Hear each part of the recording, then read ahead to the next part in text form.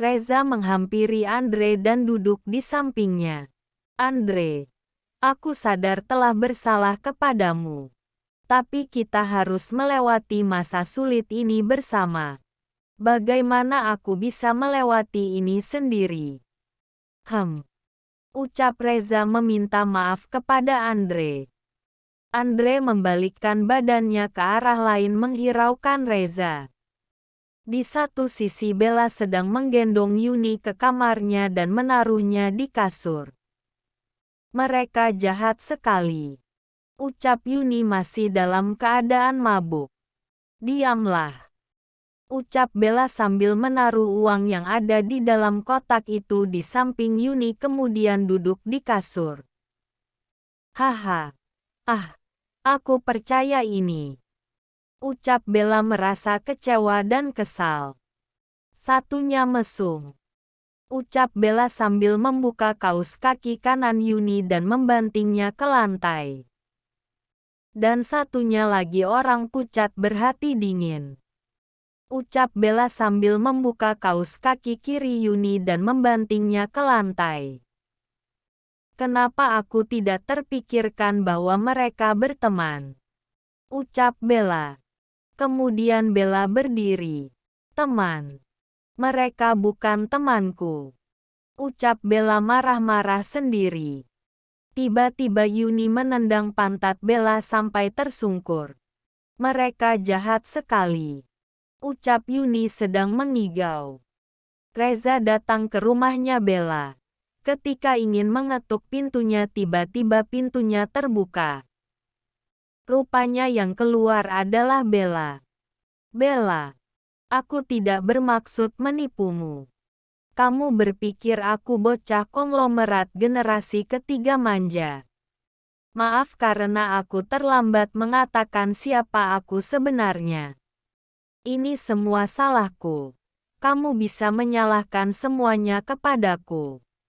Tapi aku tidak ingin kamu berpikir bahwa aku mesum. Kamu melihat itu terjadi karena botol soju. Aku terpeleset.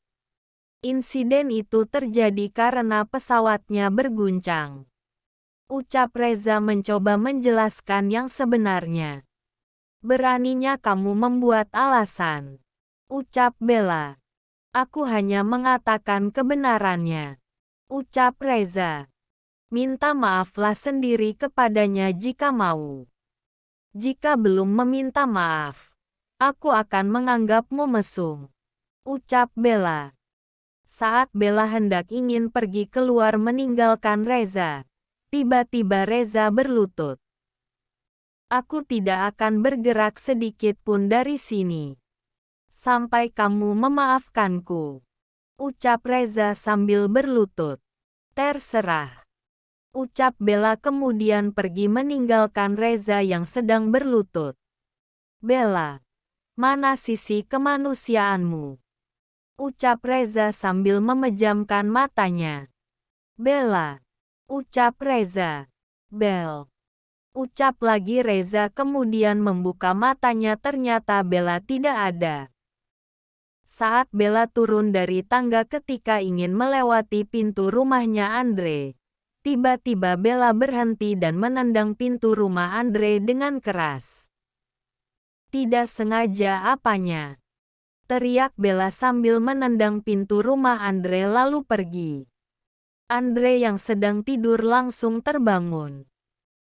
Beberapa saat kemudian, Bella sedang membagikan kertas kecil sebagai jasa supir yang diselipkan di pembersih kaca mobil ke setiap mobil yang sedang terparkir di sisi jalan. Tiba-tiba Bella dapat sebuah pesan dari ibunya. Tertulis di pesan itu, Bella, kamu sibuk. Ibu ingin bicara denganmu. Kemudian Bella membalas pesan. Ada apa? Beberapa saat kemudian ibunya mengirim pesan lagi. Ibu ingin meminjam uang. Bella merasa sangat kesal lalu ia menelepon ibunya. Ibu membutuhkan uang untuk apa? Ada yang sakit? Atau ada yang memuat masalah?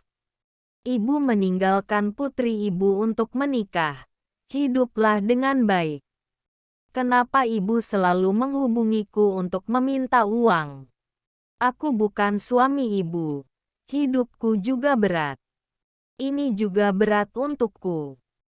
Ucap Bella berbicara pada ibunya di telepon dengan rasa kesal, kemudian dia menangis terseduh-seduh. Orang tua Bella bercerai. Ibunya merasa kesal dengan suaminya karena suaminya sudah lama mengabdi pada Geber Group sejak masih muda. Dan dia kesal karena suaminya merasa dimanfaatkan oleh perusahaan itu sebagai budak dan dipecat tiba-tiba tanpa pemberitahuan apapun.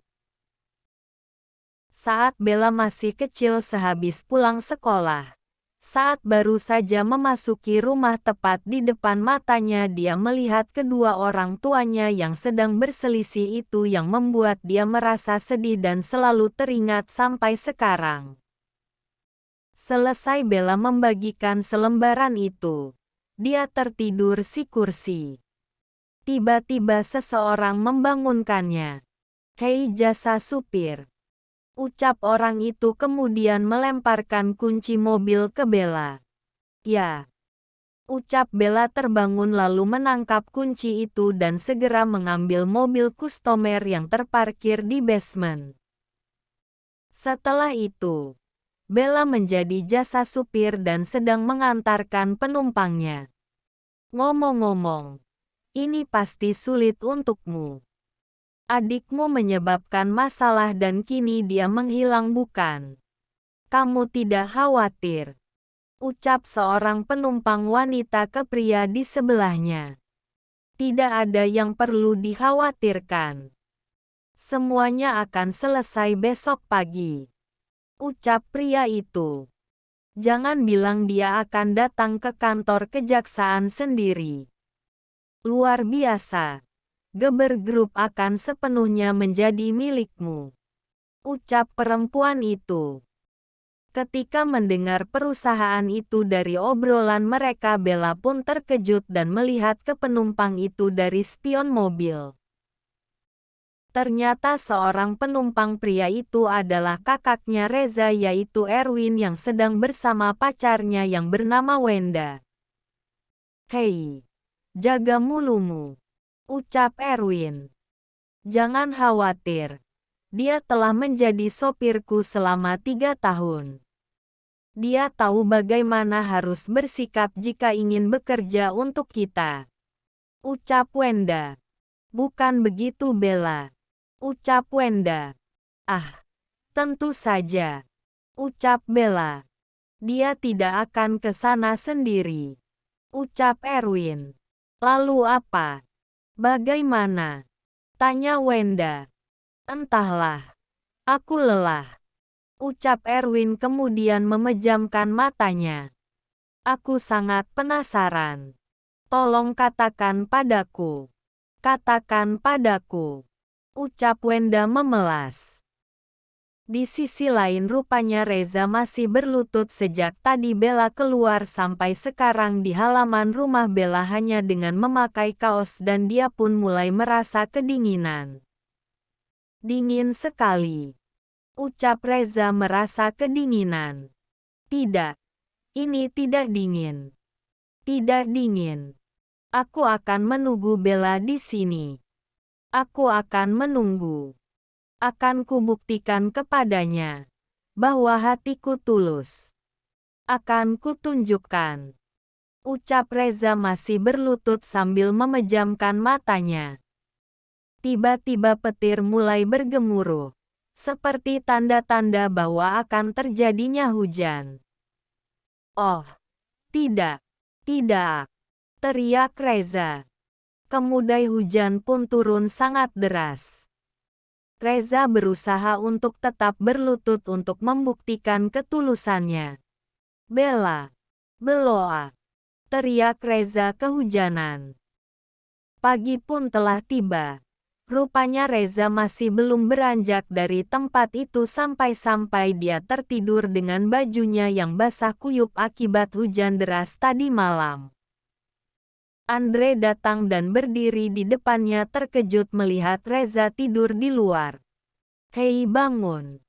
ucap Andre membangunkan Reza dengan menendang-nendang telapak kaki Reza. Reza pun terbangun. "Tidak, aku akan menunggu Bella di sini," ucap Reza kemudian memejamkan matanya lagi. "Hentikan dan bangunlah," ucap Andre dan menendang pantat Reza. Reza pun mulai bangun dan duduk. "Bella? Di mana Bella?